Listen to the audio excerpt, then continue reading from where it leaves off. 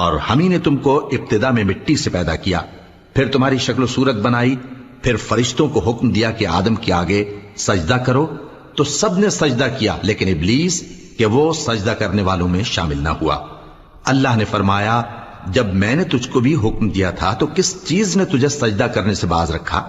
اس نے کہا کہ میں اس سے افضل ہوں، مجھے تو نے آگ سے پیدا کیا ہے اور اسے مٹی سے بنایا ہے۔ فرمایا تو بہشت سے اتر جا، تجھے شایع نہیں کہ یہاں تکبر کرے، پس نکل جا کہ تو ذلیل لوگوں میں سے ہے۔ اس نے کہا کہ مجھے اس دن تک مہلت عطا فرما جس دن لوگ قبروں سے اٹھائے جائیں گے۔ فرمایا اچھا، تجھ کو مہلت دی جاتی ہے۔